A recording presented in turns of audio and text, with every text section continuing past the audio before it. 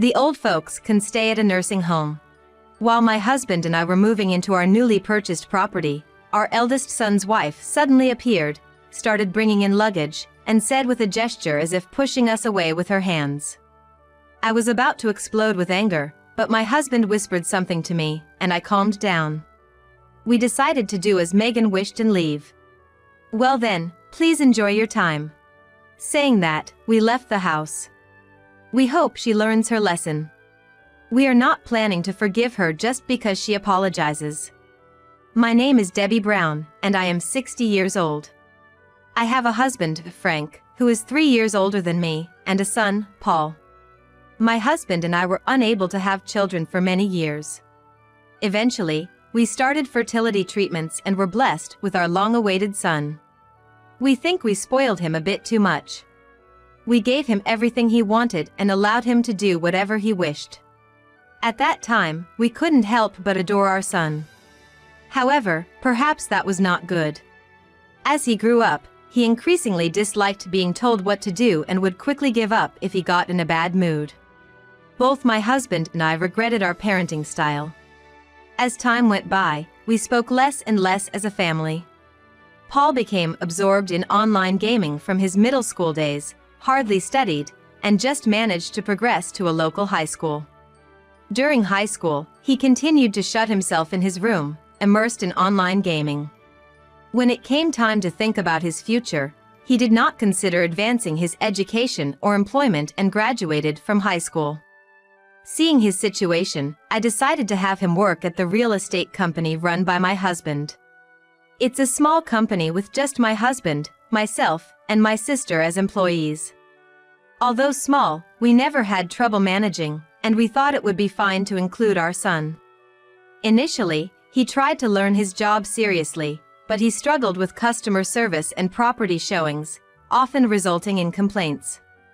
He quickly lost his motivation, or so it seemed, and started to spend his time at the office playing on his phone or zoning out. One day, frustrated, my husband scolded him, and from that day, our son stopped coming to work. Eventually, he only lasted 3 months at the job, leaving my husband and me very worried. After that, our son continued to live a reclusive life at home for about 2 years, but then suddenly started a part-time job at a bar. My husband and I were worried about what he intended to do in the future, but even a part-time job was a start, and we supported him from the shadows. However, whenever my husband asked about his work, he would only respond with, "Ah," or "Yeah." Never more than 2 words. Since we went to work early in the morning, we hardly ever saw our son, who would wake up just before noon, and by the time we returned, he would have gone to his job, so we hardly spent any family time together. Nevertheless, it seemed that he was somehow continuing with his part-time job. One day, about 5 years later in the afternoon, our son unexpectedly spoke to us. "Dad, Mom, you guys are off work tomorrow, right?" "Yes, we are off." "What's up?" "Actually, I'm getting married. It's sudden, but I will bring my fiancée here tomorrow, so I would like you to meet her." I was at a loss for words at my son's unexpected announcement. He's still young and a part-timer. Honestly, I was worried if it was okay for him to get married in his current situation. "It'll be fine. You'll understand when you meet her." "Yet," he said shyly, with a happy smile that I hadn't seen before. As a parent, I genuinely wanted to support him. "Is that so? Paul is finally getting married. I'm looking forward to tomorrow," my husband said with a broad smile, gently speaking. I also told my son, "Paul, I'm so happy for you. I'll prepare a feast for tomorrow." As I said that, my son blushed slightly and nodded. "Then, see you tomorrow. I'm off to work now." My husband and I smiled as we saw off our son. "What should we prepare for the feast tomorrow? What kind of person is his fiancée?" That day, my husband and I talked a lot about our son. The next day, as we were fully prepared and waiting for our son and his guest, we heard the front door open around 6 p.m. Feeling a bit nervous, I headed to the entrance. First impressions are important, so I must greet them properly.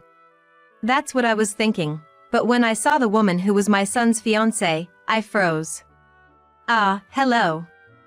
I'm coming in." Before I could speak, she said that and boldly entered the house. My son just smiled and followed her. In a rush, I followed them both, but even my husband looked surprised for a moment when he saw the two in the living room. The appearance of the woman my son brought was hard to believe she was here for a marriage introduction. Her hair was dazzlingly silver, she wore a miniskirt, and her makeup was overly flashy. Since Paul chose her, I shouldn't judge by appearance. Yet, I couldn't help but feel bewildered by her outfit on this particular day. It seemed my husband felt the same, but he spoke to her in his usual gentle manner. "Nice to meet you, I am Paul's father. I heard you worked together. Thank you for always getting along with him." Although my husband smiled at her, she did not look at him and started introducing herself. "Hi. I'm Megan. Nice to meet you." After saying that, Megan took out her phone from her pocket and kept staring at the screen. Honestly, the first impression wasn't good, but I tried to change my mood, brought out the food from the kitchen, and set the table. "Megan, nice to meet you. I'm Paul's mother. Thank you for coming today. I've prepared some food, so let's eat together." When I said this, she visibly showed her displeasure.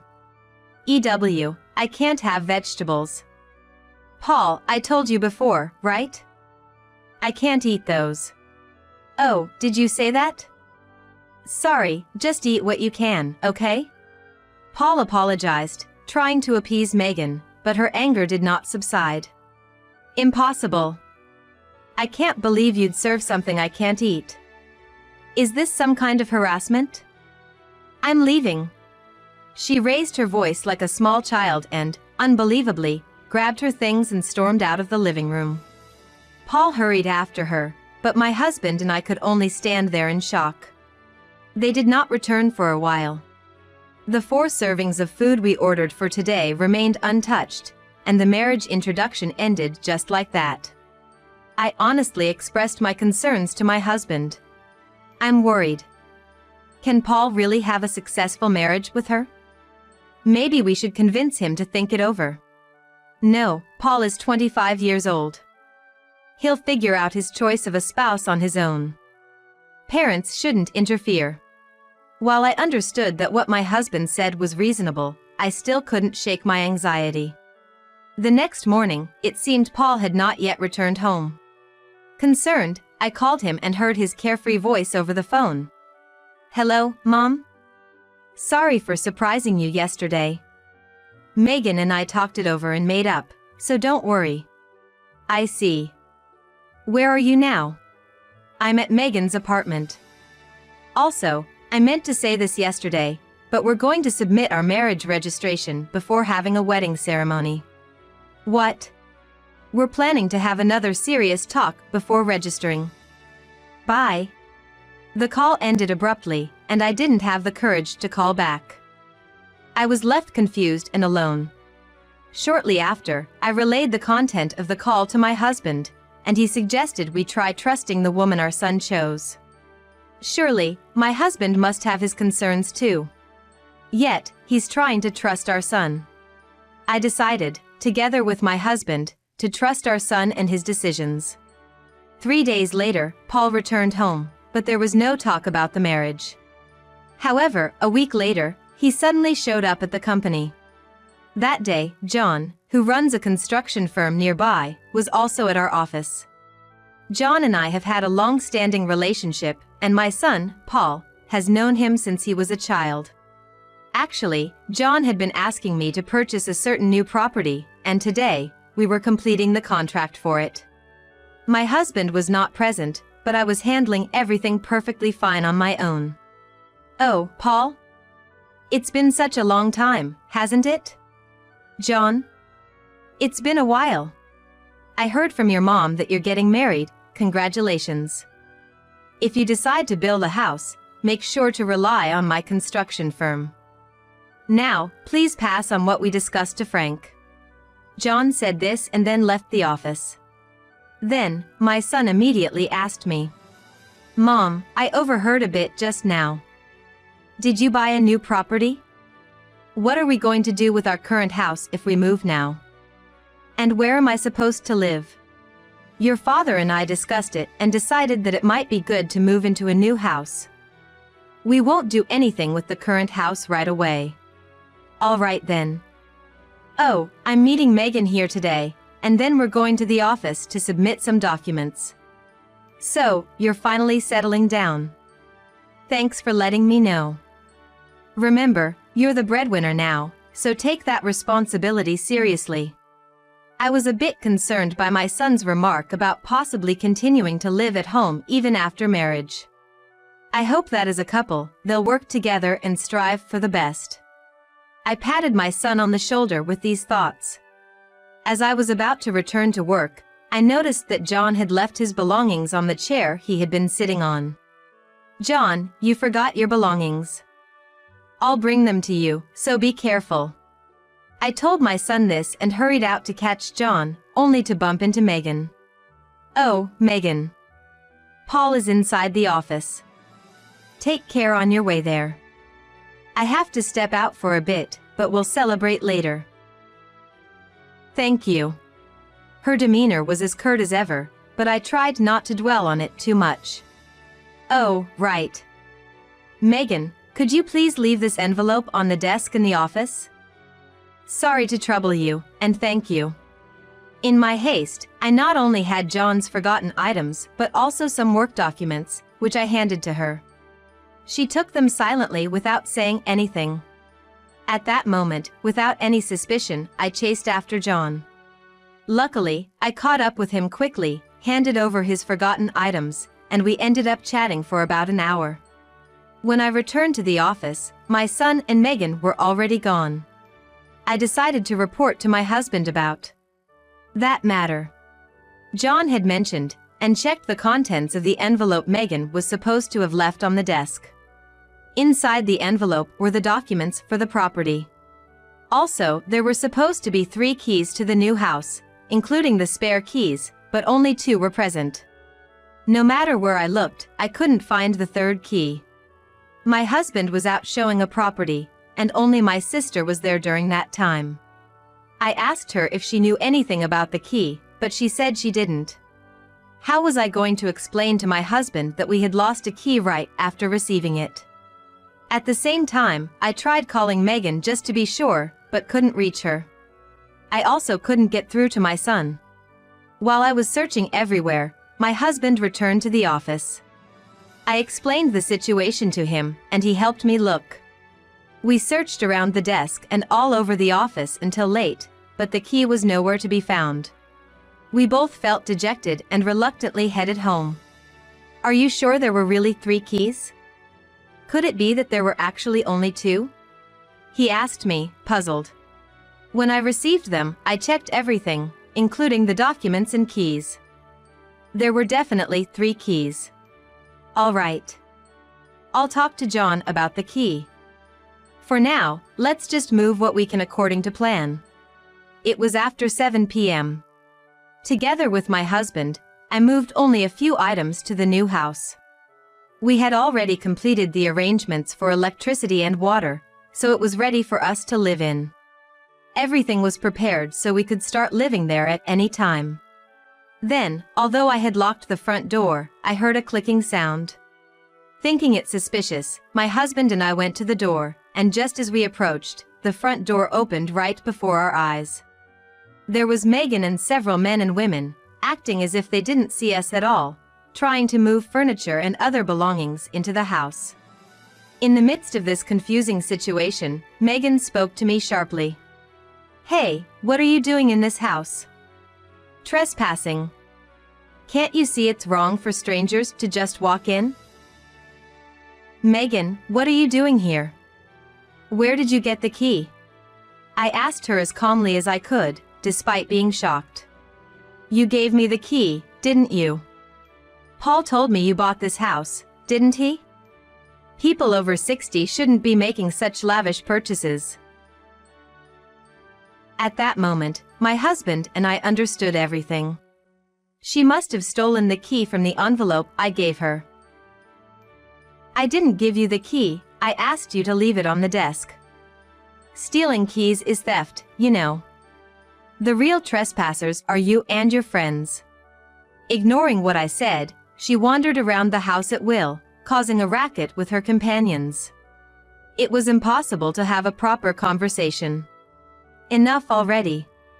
You guys don't need a new house like this. Why don't you just live quietly in your old house? Paul and I will make good use of this one. You old folks should just live in a nursing home. Megan glared at me with a stern face. I wasn't afraid of that. I just couldn't believe this person was going to be my son's spouse. What kind of person are you? Oh, did you already sell your old house or something? Sorry for you. I absolutely can't live with you. Megan gestured as if she was brushing us off. The people around her laughed out loud. It's a waste of time, so just leave already. I was about to burst with anger, but my husband whispered something to me, and I regained my composure. We decided to do as Megan wished and leave. Well then, enjoy your time. Saying that, we left the house. We returned to our old house and laughed together. This is a good opportunity. Let's see if what John said is true. Yes, I'm looking forward to it. We decided to wait for what would surely be an imminent call from Megan. We hoped she would learn her lesson. We had no intention of forgiving her just because she apologized. As expected, the next day, Megan called. The voice on the phone was different from any I had heard from her before. It sounded frightened and shaky. Hey. You guys knew about this house, didn't you? Did something happen? I almost laughed at Megan's agitation but held it back and pretended to know nothing. Don't play dumb. You know something happened, that's why I'm calling. I couldn't sleep at all last night, my shoulders feel so heavy, and there are strange noises coming from an empty room. Oh, that must have been tough. Stop it. You run a real estate business and can't even manage a house properly. Don't joke with me. I'll sue you. She was ranting, seemingly unaware of how illogical her statements were. I sighed deeply and responded coldly. Then, we will sue you for stealing the keys. We never rented the house to you. It's a house we bought to live in. You stole the keys and trespassed in our house, right? Also, if there's any damage, you'll have to repair everything.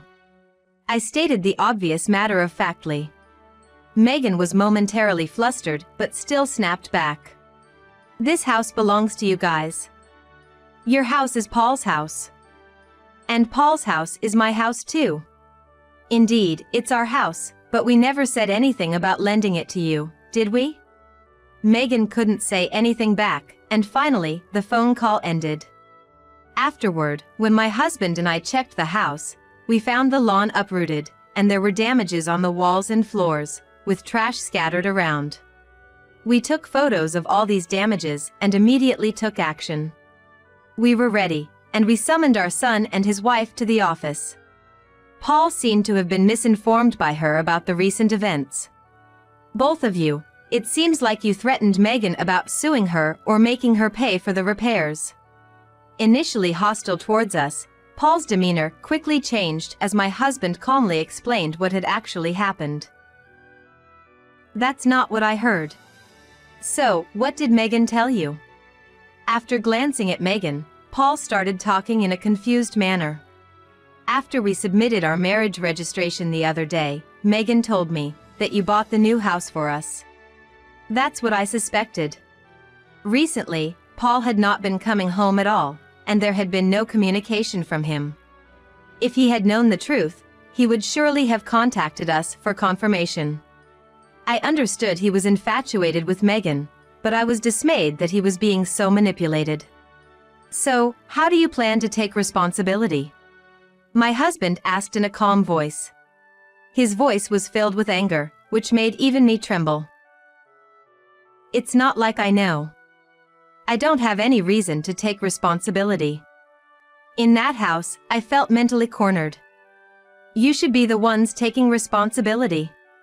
Megan, are you serious? Of course I'm serious. Don't make fun of me. This is why I hate stubborn old people. Seriously, it's so annoying. I was expecting to live in a decent house because I heard Paul's parents run a real estate company. My life plans are ruined. What are you going to do about it? That must be her true feelings.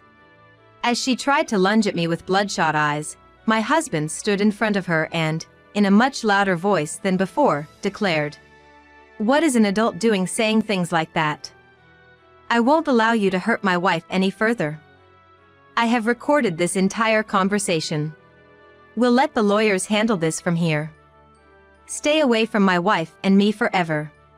Unable to withstand my husband's anger and authority, Megan grimaced in frustration and stormed out of the office alone. This time, Paul did not chase after her. Later, we consulted again with a lawyer introduced by John and decided to sue Megan. However, it seemed she finally understood that she had no chance of winning in court. She must have turned to her parents in tears, as they came later with her to apologize. Her parents kept apologizing deeply, but Megan herself did not seem convinced. When her father scolded Megan, she reluctantly apologized, though she did not seem repentant. Eventually, her parents pleaded for a settlement, and we agreed to it. We received a proper amount of compensation, and with that, the matter was concluded. Paul divorced her shortly after and came to apologize to us. Dad and Mom, I'm really sorry. I should have known more about Megan. Since it seemed like Paul had learned his lesson, we did not blame him. We hoped this experience would help him grow. By the way, is there something about that house? Once things had settled down, Paul asked about the infamous property. My husband and I looked at each other and decided to tell him everything. Actually, when that house was being built, one of the workers had a severe accident and passed away. Maybe he had some unfinished business. Several people said they'd buy the house, but no one ever signed the contract because of reported paranormal activities. We thought we'd buy it to help John and perhaps have it exorcised. So, what Megan said was true. Yes, that's right. But strangely, when your mother and I lived there, we experienced no paranormal activities. Well, it's all about one's daily habits. Hearing this, Paul and I couldn't help but laugh. Seeing Paul's smile made me feel truly relieved at heart. My husband and I are living in the new house. Though Paul stayed in our old home, he began learning household tasks he had never done before. What surprised us most was that he decided to take university entrance exams. This incident made me realize how childish and ignorant I was. It's late, but I want to start studying again.